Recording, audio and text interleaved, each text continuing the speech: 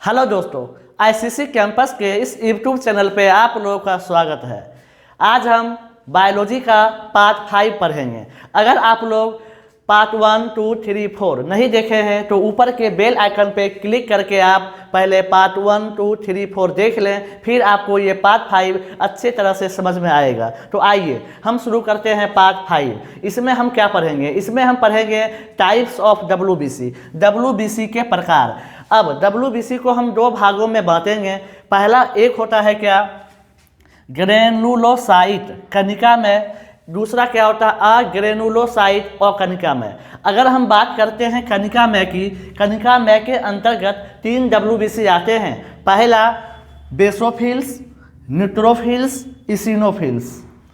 अब हम बात करते हैं और कणिका में की, इसमें 2 आते हैं, मोनोसाइट और लिम्फोसाइट। अब हम क्या करेंगे, इसी पांचों डब्ल्यूबीसी को थोड़ा डिटेल्स में पढ़ेंगे, क्योंकि क्वेश्चन इससे भी पूछे जाते हैं। आपसे पूछा जाएगा, बताइए सबसे बड़ा क्या होता है, ब्लड में सबसे बड़ा कौन सा सेल होता है? डब्ल्यूबीसी। अगर कहीं आपको ऑप्शन में डब्ल्यूबीसी ना दे के डब्ल्यूबीसी के टाइप ऑप्शन में दे दे तो फिर आप क्या कीजिएगा? इसीलिए हमें डिटेल्स पढ़ना होगा। कहीं कहीं क्या होता है, डब्ल्यूबीसी ना दे के क्या दे देता है आपको दे देता है क्या, अगर सबसे ज़्यादा डब्ल्यूबीसी वहाँ दे दिया न्यूट्रोफिल्स ऑप्शन में। और आपने क्या पढ़ा था कि ब्लड में डब्ल्यूबीसी क्या होता है, डब्ल्यूबीसी कम होता है। आप यही पढ़े थे ना कि डब्ल्यूबीसी क्या होता था, कम होता था, आरबीसी ज़्यादा होता था। लेकिन अगर ये ना दे के डब्ल्यूबीसी के टाइप दे दे तो फिर इसीलिए हमें ये पढ़ना जरूरी है। आइए आज हम बारी बारी से ये पांचों के बारे में पढ़ेंगे। सबसे पहले पढ़ेंगे बेसोफिल्स।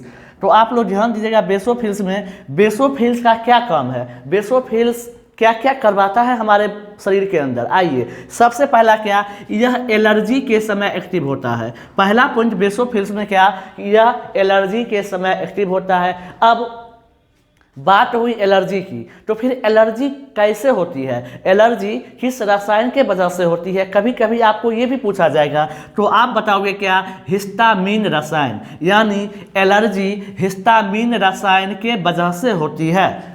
दूसरा पॉइंट क्या, इस बेसोफिल्स के बारे में, यह ब्लड, ये जो है हिप्पेरीन, ये क्या है, हिप्पेरीन के बारे में आप लोग जानते होइएगा कि एंटी क्लॉटिंग है ये, यानी ब्लड क्लॉट नहीं करने देने वाला ये क्या है, एक रसायन है, ये हिप्पेरीन। तो ये जो बेसोफिल्स है ये हिप्पेरीन का भी निर्माण करती है।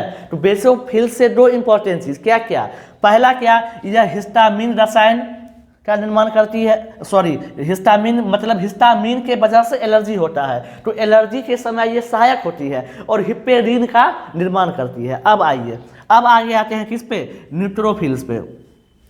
अगर हम बात करते हैं न्यूट्रोफिल्स, तो न्यूट्रोफिल्स जो होता है ये आपका फेगोसाइटिक, ये क्या है, फेगोसाइटिक सेल है। अब फेगोसाइटिक सेल क्यों है, क्योंकि न्यूट्रोफिल्स फेगोसाइटोसिस प्रोसेस करती है, जैसा कि हम आपको पार्ट 4 में बताए थे, फेगोसाइटोसिस प्रोसेस, डब्ल्यूबीसी उसी प्रकार अपना कार्य करती है। तो अगर डब्ल्यूबीसी फेगोसाइटोसिस प्रोसेस करती है तो ये क्या है, फेगोसाइटिक सेल है। तो इसमें जो न्यूट्रोफिल्स है ये क्या है, यही है फेगोसाइटिक सेल। अब आइए, अब आते हैं किस पे हम, इसिनोफिल्स पे।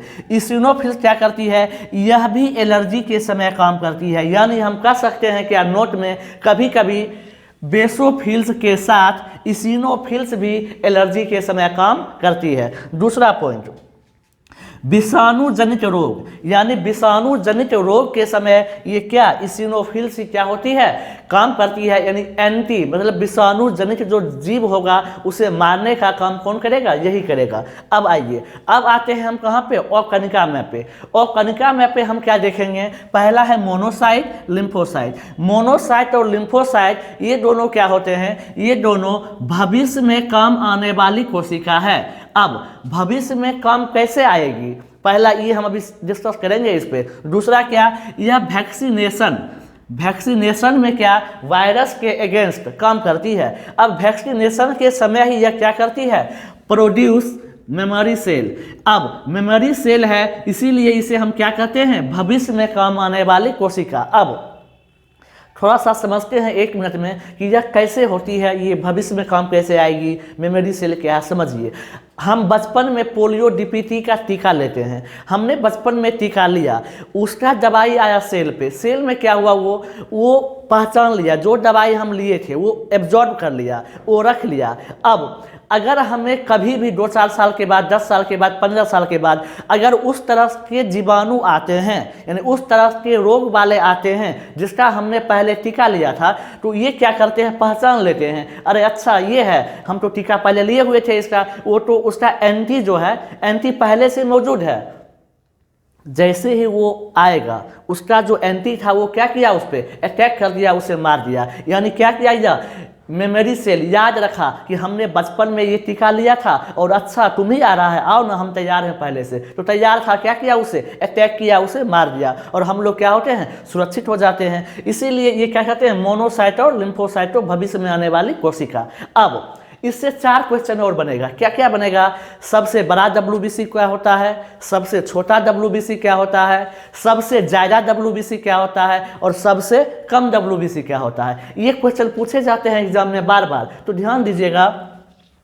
सबसे कम WBC क्या होगा, बेसोफिल्स, क्लियर है, सबसे कम WBC क्या होगा, बेसोफिल्स। दूसरा पूछेगा सबसे ज़्यादा WBC, सबसे ज़्यादा WBC क्या होगा आपका, न्यूट्रोफिल्स, ये क्या होगा, न्यूट्रोफिल्स, क्लियर है। अब आइए, अगर आपसे कहा जाए सबसे बड़ी WBC तो मोनोसाइट, सबसे छोटी WBC लिम्फोसाइट, और लिम्फोसाइट होते हैं 2 प्रकार के, बी लिम्फोसाइट और टी लिम्फोसाइट, ठीक है।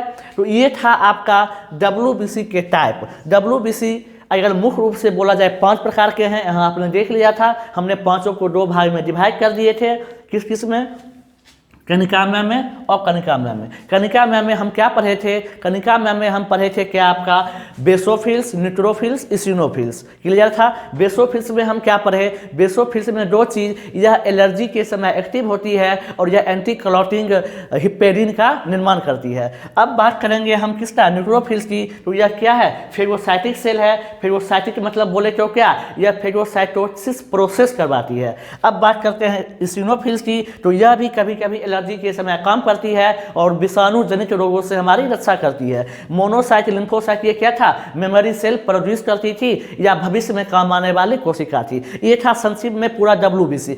अब अगर WBC से क्वेश्चन आपको पूछेगा तो इससे बाहर कुछ नहीं पूछेगा। अब तो अभी हम WBC के प्रकार देख लिए। अब हम क्या पढ़ेंगे, अब हम पढ़ेंगे क्या, डिजीज ऑफ WBC, यानी WBC से होने वाली बीमारी। आइए देखते हैं। पहला, अगर WBC की संख्या ज़्यादा हो जाए, क्या हो जाए, ज़्यादा हो जाए तो क्या होगा, ल्यूकेमिया, क्या होता है, ल्यूकेमिया, जिसे हम ब्लड कैंसर भी कहते हैं। आगे आइए, अगर WBC की मात्रा क्या हो जाए, कम हो जाए तो क्या होता है, ल्यूकोपीनिया, यानी इम्यून सिस्टम आपका क्या होगा, कमज़ोर हो जाएगा। अब नोट है, in case of HIV AIDS WBCs are decrease, यानी क्या होगा आपका, एड्स में या HIV एड्स में आपका WBC की संख्या में क्या हो जाती है, कमी हो जाती है। अब जब बात आती है HIV और एड्स की, तो सबसे पहले कभी कभी एग्जाम में ये पूछ लिया जाता है HIV का फुल फॉर्म, ह्यूमन इम्यूनोडिफिशियेंसी वायरस। अब ये जो वायरस आपका होगा, ये वायरस होता है क्या, रेट्रोवायरस फैमिली से। ये मतलब क्या, बहुत ही जानलेवा होता है ये फैमिली। तो ये वायरस किसका होगा, रेट्रोवायरस फैमिली से, यानी बहुत ही जानलेवा ये है। अब बात आई एड्स, इसकी फुल फॉर्म क्या होती है, एक्वायर्ड इम्यूनोडिफिशियेंसी सिंड्रोम। अगर हम सिंड्रोम बोले तो सिंड्रोम का मतलब क्या होता है, बीमारियों का समूह, यानी अकेला बीमारी नहीं, बीमारियों का समूह। अब एड्स सबसे पहले 1981 में USA में देखा गया था और 1986 में अपने भारत में देखा गया था। अब आइए थोड़ा सा जान लेते हैं एड्स के बारे में भी। एड्स होने के कारण, इसका पहला क्या होता है कारण, ब्लड ट्रांसफ्यूजन। दूसरा क्या, infected needle, mother to child sexual contact. मतलब क्या, अगर हमने इन्फेक्टेड निडिल लिया, किसी व्यक्ति को एड्स था, उसमें जो इंजेक्शन दिया गया, उसी इंजेक्शन से हमें भी खून आ गया, तो क्या होगा, एड्स होगा। ब्लड ट्रांसफ्यूजन मतलब जो हम ब्लड का करते हैं, लेते हैं, अगर हमने एड्स संक्रमित व्यक्ति वाला खून ले लिया तो फिर हमें क्या होगा, एड्स होगा। अगर किसी माँ में एड्स है तो वो क्या होंगे, उसके बच्चे में भी एड्स जाएंगे। अब आइए इसके लक्षण क्या होते हैं।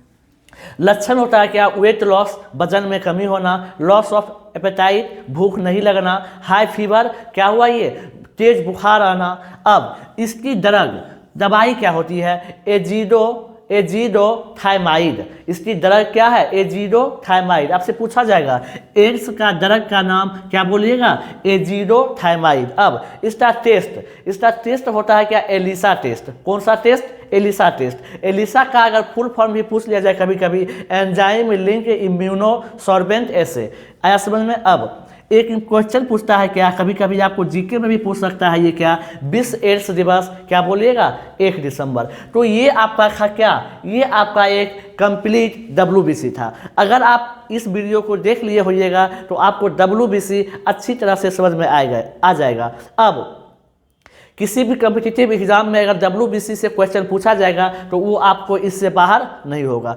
आराम से देखना है और कॉपी कलम क्या करना है, नोट्स भी करते चलना है। तो आज आपका क्या हुआ, ये पार्ट 4 हम पहले देख लिए थे और एक आज पार्ट 5वां देख लिए हैं। अब जो आएगा अगला पार्ट 6, उसमें हम क्या पढ़ेंगे, प्लेटलेट्स। यानी हमने RBC पढ़ लिया, WBC पढ़ लिया, प्लाज्मा पढ़ लिया। अब क्या पढ़ेंगे, प्लेटलेट्स, और फिर पढ़ेंगे ब्लड ग्रुप। तो अगर आप लोग को वीडियो अच्छा लगे तो इसे आप लाइक कीजिएगा, कमेंट कीजिएगा और शेयर कीजिएगा, और सब्सक्राइब भी कर सकते हैं, दोस्तों से भी करवा सकते हैं। आज के लिए इतना ही। हंसते रहिए, मुस्कुराते रहिए, अपने से बड़ों का सम्मान कीजिए। Thank you.